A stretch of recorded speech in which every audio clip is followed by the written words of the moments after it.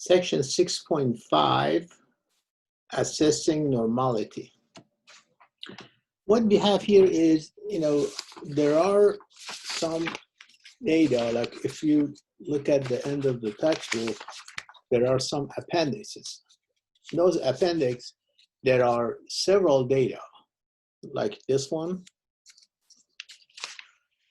So each data set has so many numbers in it. Now, I want to know whether when I plot all these points, do I get a normal distributions or not? Do I get a curve like this, which is normal, or a skew, which is not normal distribution? Which one? So rather than taking all the numbers into calculations, what we do is we take some numbers, and we are using a method, they call it normal plot.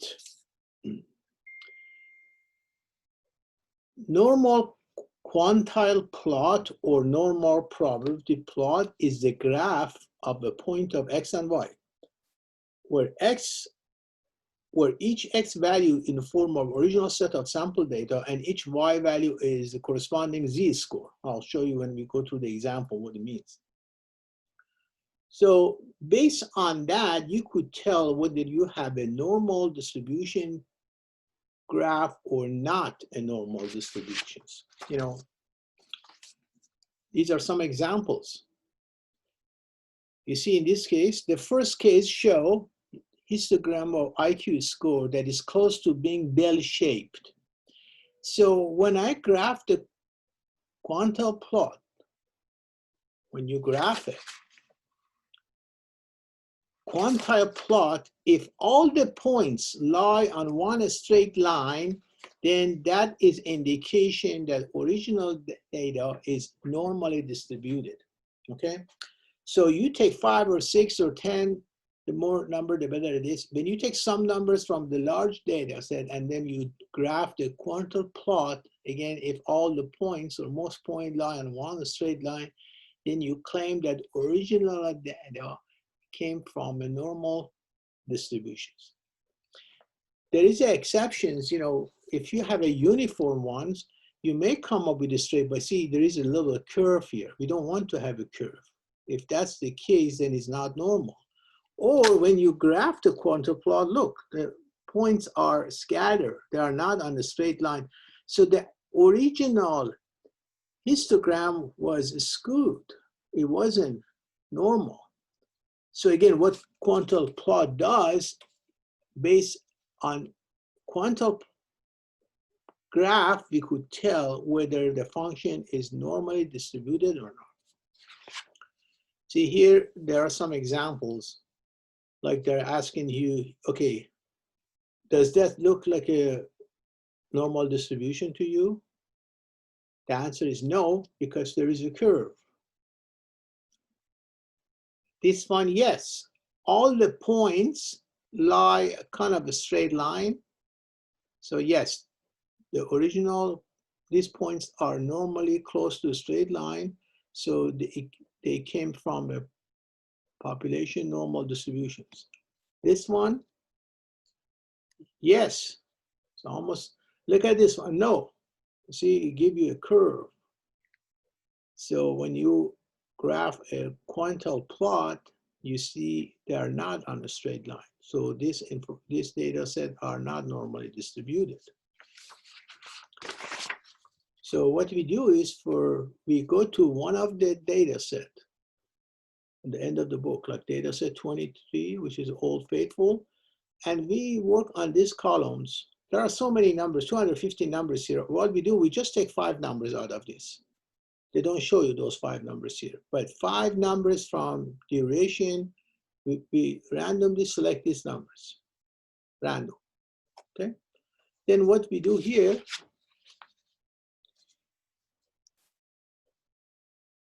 so this part is something used for all the problems. You go for a 1 over 2n, 3 over 2n, 5, 7, 9, 11, 13. It depends how many numbers you have here. Since I have 5 numbers here, you just pick 5 of this. They all have n value. N, how many numbers do I have? 1, 2, 3, 4, 5. So n is 5, so is this. So you end up with these numbers. 0.1, 0.3, 0.5, 0.7, 0.9. These are the area. So if you have the area, how do you find the z value if you have the area? Remember we had this in calculator, second inverse norm. Okay, so second inverse norm, it give you that -1 to be there. So that means if the area here is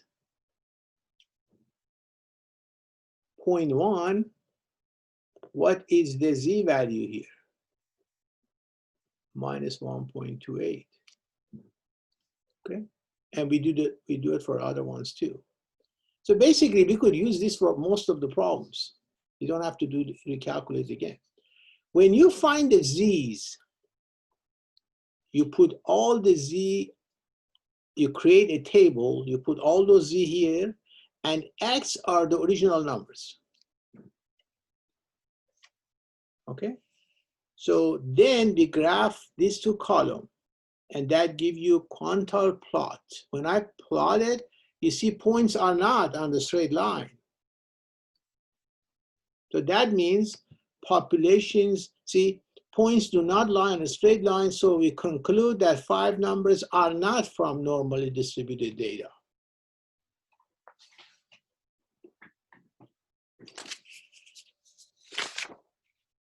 And this is the same problem, but I'll show you the solution they have in the text. Another example.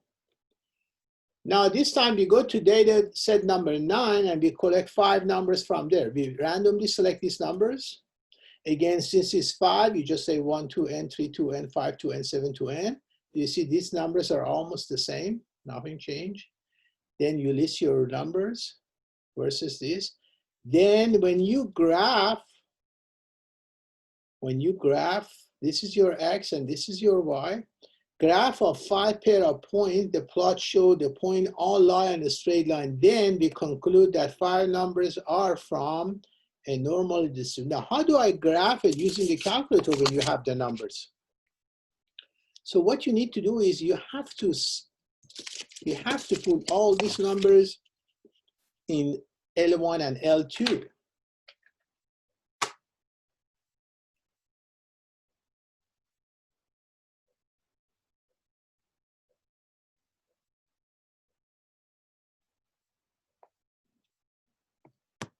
So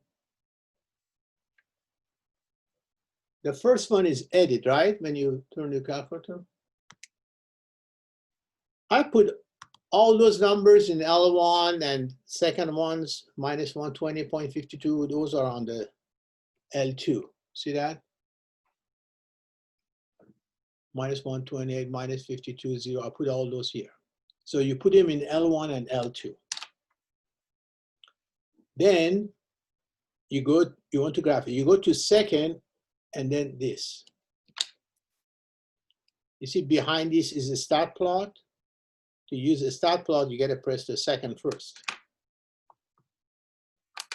You want to make sure the first one is on, okay? But when you see the first one, just enter. Now, mine was already like this. When you originally use it, is off. So you want it to have it on, turn it and set it on.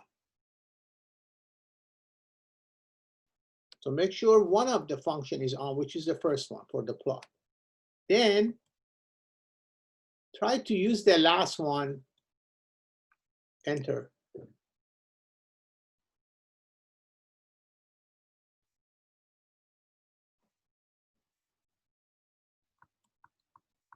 I think it's this one. You know how I know it's the second one? Because when you press this, then it takes this numbers from L1 and L2. But if you go to this one and enter, it just shows L1. Okay.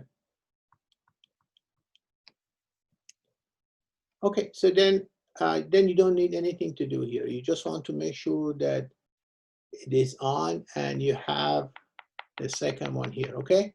Now you want to graph it. Now you want to graph it here.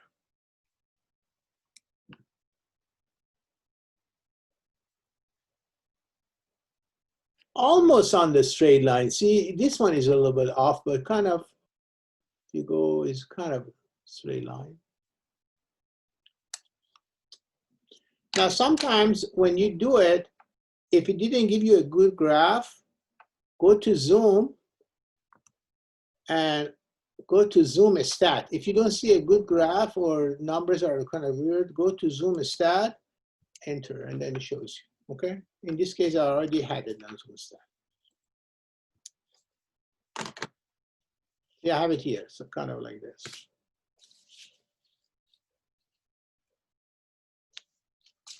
And as I said, you know, when you graph it, it doesn't look good, go to zoom stat.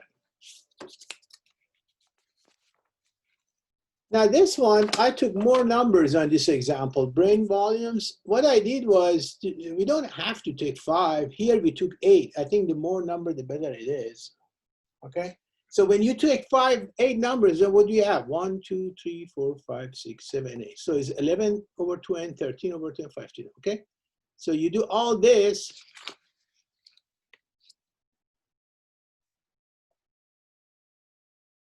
You know how to find the Z, right? Based on those. Now, when you plot it, you get something like this.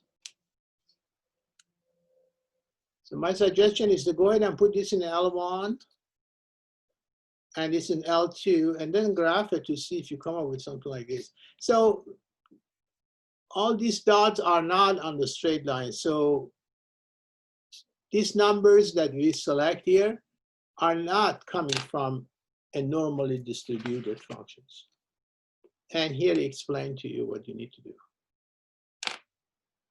And he said, first, what you need to do is take 2 sets of numbers and put it in L1 and L2 on a stat edit.